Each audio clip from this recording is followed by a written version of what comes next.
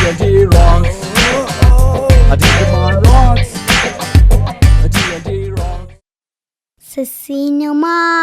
Cinema തോരങ്ങളുടെ phone നമ്പറുകൾ. താരങ്ങളുടെ ഫോൺ നമ്പറുകൾ.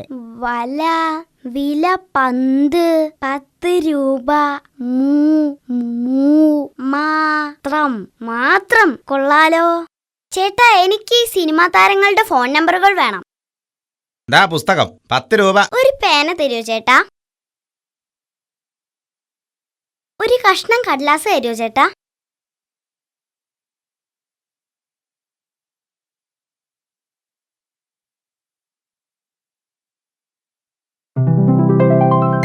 ബുക്ക്. Thank you. നിനക്ക് പുസ്തകം വേണ്ടേ? പിന്നെ സിനിമാ താരങ്ങളെ വിളിച്ച് നേരം കളയാനല്ലേ എനിക്ക് സമയമുള്ളൂ. എനിക്ക് മോഹൻലാലിന്റെ നമ്പർ വേണമായിരുന്നു, അത് കിട്ടി. Thank you. താങ്കൾ വിളിക്കാൻ ശ്രമിക്കുന്ന നമ്പർ ഇപ്പോൾ സ്വിച്ച് ഓഫ് ചെയ്യപ്പെട്ടിരിക്കുന്നു.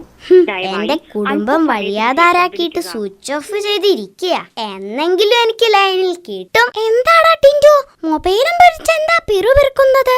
ഞാൻ നമ്മുടെ മോഹൻലാൽ ചേട്ടനെ ഒന്ന് വിളിക്കാൻ നോക്കിയതാ, പക്ഷെ കിട്ടുന്നില്ല. മോഹൻലാലിനെയോ? പുള്ളി നിനക്ക് പരിചയമുണ്ടോ? അങ്ങനെ പരിചയമില്ലാത്ത ആരാടോ നമ്മുടെ രാജ്യത്തുള്ള മണ്ടൻ. ഒന്നുമില്ല. നീ എന്തു പറയാനാ വിളിച്ചത്? 2 ചീത്ത പറയാൻ. അയ്യോ, ലാലേട്ടനെ ചീത്ത പറയാനോ? ദേ, ഫാൻസുകാർ കേൾക്കണ്ട, നിന്നെ തല്ലി ഓടിക്കും. എന്താടാ പ്രശ്നം? അങ്ങേരുടെ വാക്ക് വിശ്വസിച്ച് എന്റെ അച്ഛൻ ആകെ നശിച്ചു പോയടാ ദീപു. ദേ, അനാവശ്യം പറയല്ലേ. നിനക്ക് വട്ട അല്ല ദീപു.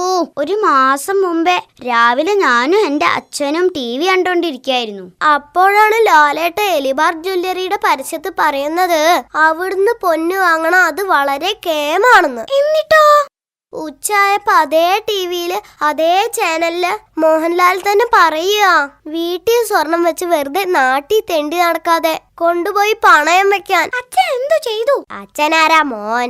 അപ്പൊ തന്നെ സ്വർണം മുഴുവൻ എടുത്ത് മറ്റേപ്പുറം ഫൈനാൻസിൽ കൊണ്ടുപോയി വെച്ച് കാശ് വാങ്ങി.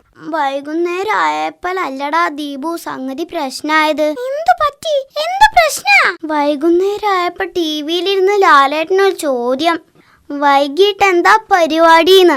കേട്ട പാതി കേൾക്കാത്ത പാതി അച്ഛൻ അറിഞ്ഞൊരു ഓട്ടം. എവിടേക്ക്? ബാറിലേക്ക്. ആ കാശ് മുഴുവൻ വെള്ളടിച്ച് തീർത്തു. അങ്ങനെ ലേനി കിട്ടട്ടെ. ഇതെന്ത് പണിയാന്ന് ചോദിക്കണല്ലോ. Digimon rocks.